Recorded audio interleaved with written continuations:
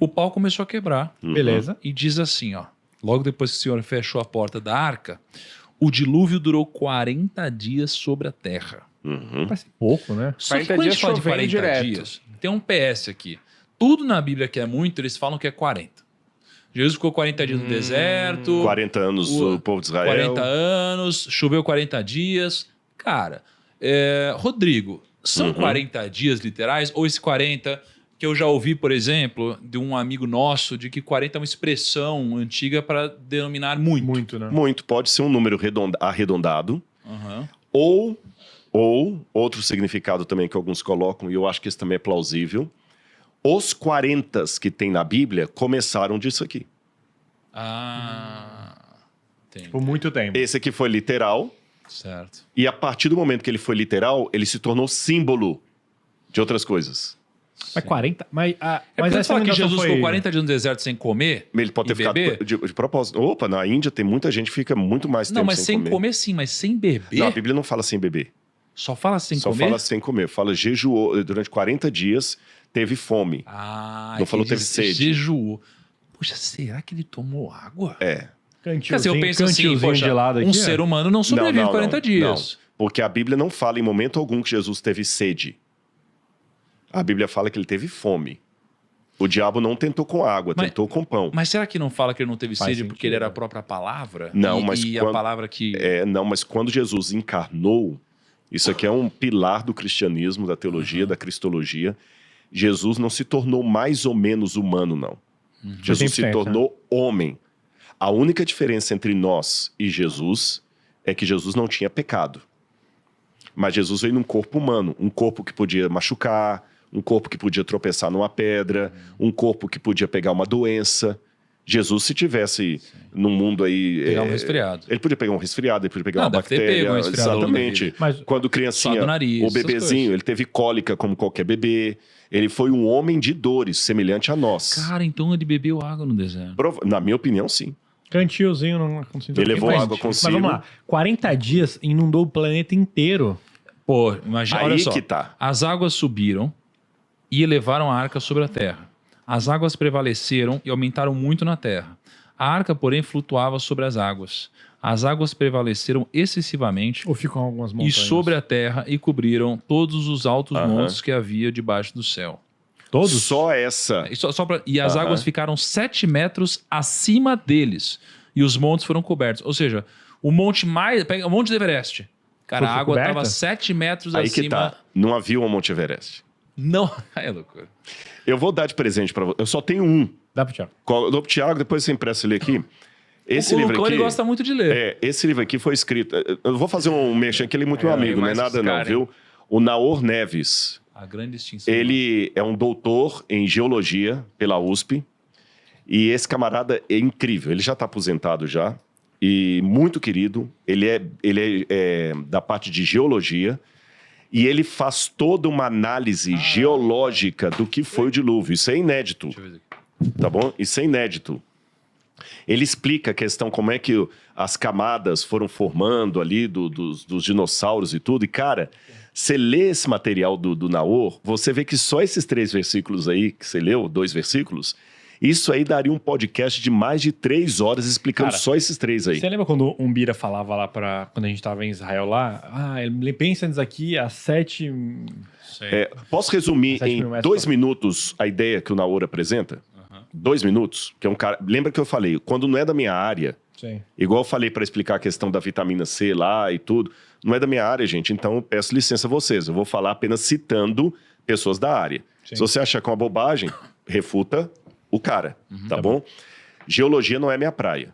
Então eu vou resumir, Naor, se você estiver assistindo, desculpe, eu vou falar de maneira leiga, porque eu não sou geólogo. 2 ou 3 minutos para resumir o que foi o dilúvio. Não foi só água caindo. A Terra, hoje, a Terra está mais ou menos assim. Imagina um ovo cozido que você não tirou a casca. Tá. E esse ovo cai no chão. Racha inteiro. Racha inteira, mas a casca está grudada ali. Sim. Assim está o planeta Terra. A Terra firme debaixo dos nossos pés não está tão firme. Porque você tem a crosta terrestre, as placas, e você tem o manto, você tem várias outras substâncias meio líquidas, meio não totalmente sólidas que estão abaixo, e a Terra é como se fosse um ovo cozido com casca, cheio de trincas. Então, se você está naquela casquinha do ovo trincada, quando uma casquinha entra na outra pelo movimento, é onde provoca o terremoto. Você pode ter um movimento de uma placa entrando debaixo da outra, afastando, fazendo um canyon, tá certo? E o que provocou a quebra desse ovo? Se você olhar para a Lua, a resposta do dilúvio está na Lua. Nossa. A Lua é cheia de mancha escura. O que é aquela mancha escura da Lua? Aquilo ali é magma basáltico. Magma basáltico é lava vulcânica derretida, mas a Lua não tem vulcão. O que foi aquele magma ali? A Lua, como nosso satélite natural, ela ganhou um monte de pancada chamados astroblemas. Tudo isso aqui, gente, é pesquisa dele, não é minha. São os meteoros que vêm batendo na Terra, tá certo? Os astros, e muitos deles a Lua recebeu aquelas pancadas, fizeram aquelas crateras na Lua. Como a Lua não tem atmosfera como a Terra, não tem vento, a cratera permaneceu. Ela recebeu a pancada e a cratera permaneceu. E no caso da Terra, os que bateram na Terra, houve duas coisas. Primeiro, o efeito eólico cobriu muitas crateras. E como nós temos a maior porção da Terra em água, muitas crateras estão debaixo do oceano. Mas a Terra também foi muito bombardeada. Tanto é que os dinossauros foram destruídos por causa de um desses astroblemas que destruíram todos os dinossauros. Agora imagine que o dilúvio foram pedras caindo no céu. E de onde vieram essas pedras? Bom, se você olhar o sistema solar, você vai lá, né? Vênus, Marte, Terra, Júpiter, eu esqueci agora a ordem. Entre, acho que é Vênus e Júpiter, eu não lembro mais agora, tem um cinturão de asteroides que estão circulando ali, que parece até uma espécie de planeta que explodiu. E fragmentos disso vieram parar na Terra, foram atraídos para cá. Então, quando isso bateu na Terra, vários desses astroblemas, eles produziram na Terra uma mudança catastrófica tão grande que é o ovo que eu iniciei ilustrando, ficou todo trincado, a Terra está toda trincada. E essa pancada de astroblemas provocou tsunamis altíssimos, 20 vezes maior do que o tsunami já noticiado. E esses tsunamis destruíram toda a Terra entrou em convulsão. Muitos do que a gente tem hoje, desse manto da Terra, dessa crosta da Terra, foi empurrado literalmente. Houve uma sobreposição de camadas.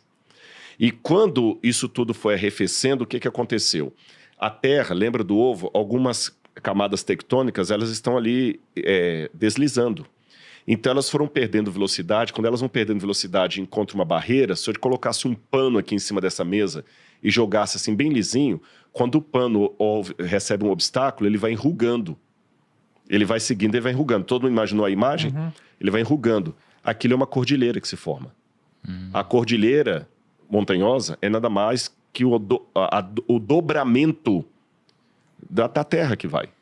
Aí vai formando os picos, as montanhas, vai formando os canyons, vai formando as camadas geológicas. Você vai tendo a fossilização, a formação de petróleo fóssil, de muita coisa. Então a Terra, inclusive, uma mudança tremenda na forma terrestre. Tanto é que antes do dilúvio, a Terra tinha só um continente.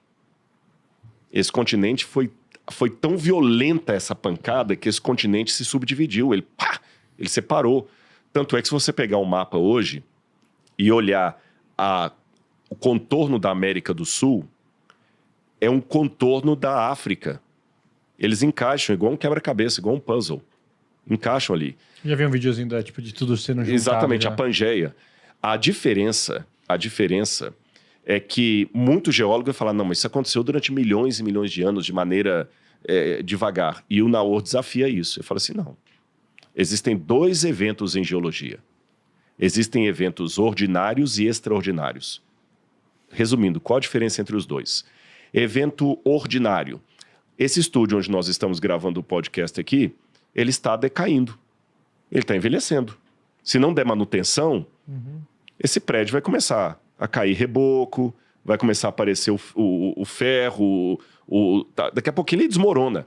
Aí, se alguém passa aqui e o prédio desmoronou, o cara olha e fala assim, olha, esse edifício aí deve ter pelo menos uns 300 anos sem manutenção, porque ele caiu, colapsou. Efeito ordinário, você não percebe o decaimento. Ele demora muito tempo porque você não percebe. 300 anos, 400 anos para ele cair. E um efeito extraordinário, um terremoto. Se houvesse terremoto no Brasil, um terremoto aqui provocaria a queda do edifício, mesmo que ele fosse novinho, em 5 minutos. Não precisava de 300 anos. E o efeito extraordinário, terremoto, você vê. Então, na geologia, você também tem efeitos ordinários e extraordinários. O ordinário é justamente aquilo que está um pouquinho assim, tendo a erosão, essas coisas assim, você não percebe, é muito lento.